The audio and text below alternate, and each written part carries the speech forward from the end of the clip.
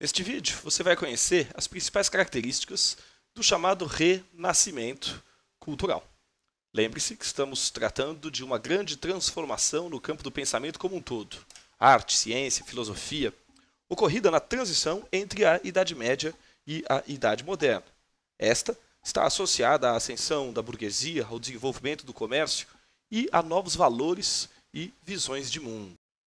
Bom, o primeiro traço fundamental do pensamento dos valores renascentistas, o próprio nome do fenômeno já entrega, né? O Renascimento é a tentativa de retomar valores, padrões estéticos e ideais de beleza da antiguidade. Nesse sentido, ele é, antes de mais nada, a restauração, a tentativa de restauração de uma cultura clássica em oposição ao pensamento medieval vigente no período e considerado por muitos dos renascentistas como inferior.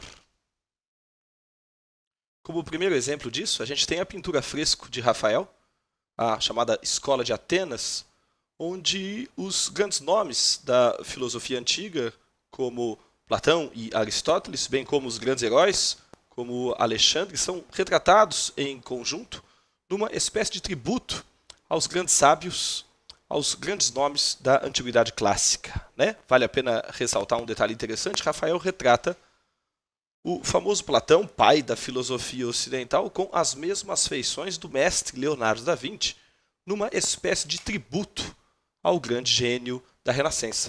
Outro exemplo disso é o Nascimento da Vênus, do pintor Sandro Botticelli, onde a mitologia clássica é usada como inspiração. O que nos leva ao segundo importante elemento do pensamento renascentista, talvez o mais importante elemento do pensamento renascentista, que é a valorização da razão e a sua associação com o saber científico, né? A mesma razão que Sócrates e Platão, que você acabou de ver, representam e que você percebe utilizada, por exemplo, na pintura de Rafael, pintor que é capaz de, num quadro com duas dimensões, numa pintura, num mural com duas dimensões, retratar a tridimensionalidade, a profundidade, a perspectiva. Isso não é apenas uma questão de talento artístico, isso é principalmente uma questão de competência matemática, de saber científico, de conhecimento de arquitetura e geometria, algo que está intimamente relacionado ao processo de urbanização vigente no período e ao desenvolvimento da arquitetura, né, que tem não apenas Rafael como expoente, mas Bramante e o próprio Leonardo da Vinci. Outra ciência que podemos associar ao Renascimento é a anatomia, que se desenvolve com o trabalho de figuras como o próprio Leonardo da Vinci, o próprio Michelangelo, e que você percebe influenciando, por exemplo, a pintura de Botticelli, a Bela Deusa, retratada assim com perfeição. Repito, não é apenas uma questão de talento, é uma questão de conhecimento científico associado à arte.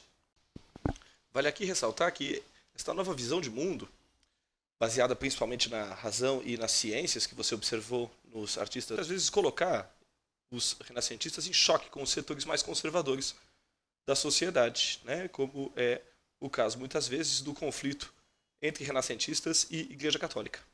O exemplo mais famoso disso, muito provavelmente, é o exemplo de Galileu Galilei, o astrônomo, considerado um dos principais defensores da chamada teoria heliocêntrica, segundo a qual o Sol é o centro do sistema solar e a Terra gira ao seu redor. Essa teoria se contrapunha à tradição oficial, baseada na interpretação bíblica e defendida pela Igreja Católica, que era a chamada tradição geocêntrica, segundo a qual a Terra era o centro do sistema solar, né? Galileu, que chega a ser julgado pela Inquisição, é um exemplo clássico do conflito entre ciência moderna e tradições medievais representadas pela Igreja Católica. E por fim, a gente chega ao humanismo, ao antropocentrismo, elemento-chave para entender o pensamento renascentista e que, de certo modo, conclui o que discutimos até agora. Este humanismo, essa valorização do homem, esta idealização do homem, esta busca por conhecer o homem, você percebe na ciência, no estudo da anatomia, você percebe na filosofia produzida no período onde as qualidades, o mérito e as capacidades humanas são exaltadas e, claramente, da forma mais bonita, você a percebe na pintura, por exemplo, em Michelangelo, onde esta idealização da figura humana muito provavelmente alcançou seu apogeu. Aqui vale a pena aprofundar a discussão. O aluno deve perceber que este humanismo, este antropocentrismo não é apenas a idealização da figura humana, não é apenas o culto à beleza. Este humanismo é uma nova forma de entender o homem e o seu papel na realidade e na criação. Para os renascentistas, estes homens da Idade Moderna, com suas qualidades, competências e saberes, seriam capazes de criar, inovar, navegar, construir. O homem seria a mais perfeita das criaturas e capaz de realizar também perfeitas criações. Muito provavelmente o exemplo mais bonito desta mensagem a gente encontra aqui em Michelangelo, onde Adão, de um lado, e Deus se encontram, e onde o homem é retratado à imagem e semelhança de seu Criador, do mesmo tamanho, com as mesmas feições e, de forma bastante otimista, com as mesmas capacidades. A gente fica por aqui e agora você faz o exercício a seguir.